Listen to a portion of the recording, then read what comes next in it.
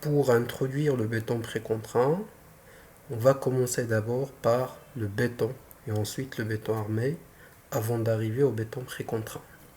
Alors, comme vous le savez, le béton à lui seul, c'est un béton, c'est un matériau dont la résistance à la traction est faible. On considère dans les règlements que la résistance du béton est négligeable.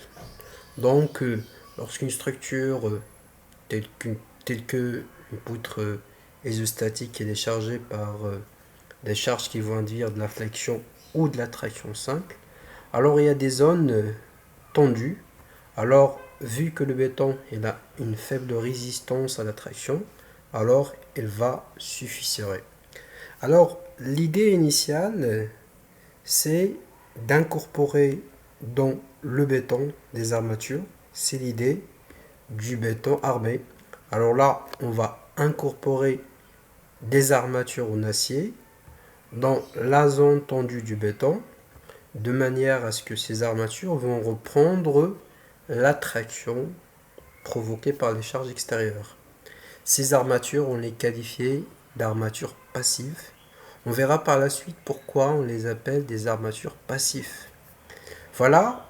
Alors, la quantité d'acier sera corrélée ou bien proportionnelle au moment de flexion qui varie au carré de la longueur. Par exemple, si nous avons une structure isostatique, vous connaissez le moment, c'est QL carré sur 8.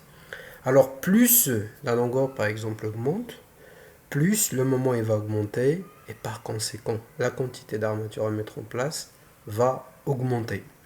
Alors, si on analyse en général le dimensionnement d'une structure en béton ou tout autre matériau, alors il y a d'un côté les sollicitations provoquées par les charges extérieures et il y a de l'autre côté la résistance fournie par les matériaux constitutifs de l'élément. Alors, le dimensionnement consiste tout simplement à trouver un optimum entre ces deux parties du dimensionnement.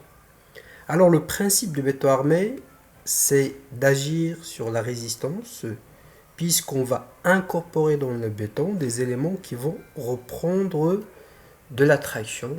Ces armatures ne vont pas travailler, mais juste ils vont subir la traction. Alors, plus les efforts augmentent, plus le moment fléchissant augmente, les efforts normaux augmentent et en général les efforts internes augmentent et par conséquent la quantité d'acier va augmenter. Et bien évidemment, on a besoin de franchir des longueurs et des portées importantes. C'est pour cela le béton armé a prouvé ses limites puisque tout simplement lorsque la quantité d'armature augmente, on a besoin d'augmenter les dimensions de la section pour loger ces armatures. Et là, on va augmenter par conséquent ces utilisations, mais aussi des contraintes d'exécution parce que la densité des armatures ne va pas permettre de un bon enrobage des aciers, une bonne exécution du béton. Donc ça provoque des problèmes de durabilité. C'est pour cela un certain Eugène Freycinet a eu une idée géniale.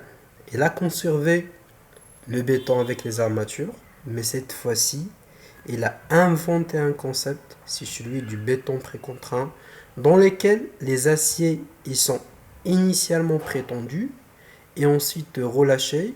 Lorsqu'ils sont relâchés, ils sont contraints de ne pas se déplacer à cause de l'adhérence avec le béton et du coup ils vont appliquer des forces sur le béton qui va permettre de contrebalancer les charges extérieures. C'est pour cela le béton précontraint il agit sur les sollicitations au lieu d'agir sur les résistances et c'est pour cela les armatures de béton précontraint on les appelle les armatures actives à l'inverse des armatures de béton armé qui sont des armatures passives.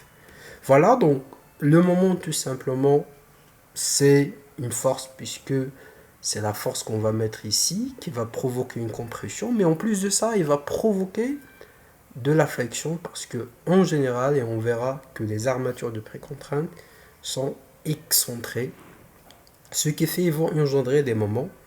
Et si on prend par exemple cet exemple d'une poterie isostatique, on a les moments qui sont faibles, bien plutôt nuls au niveau des appuis, et par conséquent l'effet de la précontrainte il va être nocif. Et c'est pour cela en béton précontraint, on joue sur l'excentricité d'une manière à annuler l'effet de la précontrainte.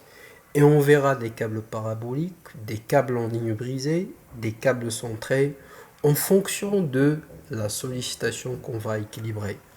Alors, le principe du béton précontraint, c'est d'appliquer une force normale. En plus de cette force normale, bien de cette force de compression, elle va induire aussi des moments de flexion en fonction de son excentricité.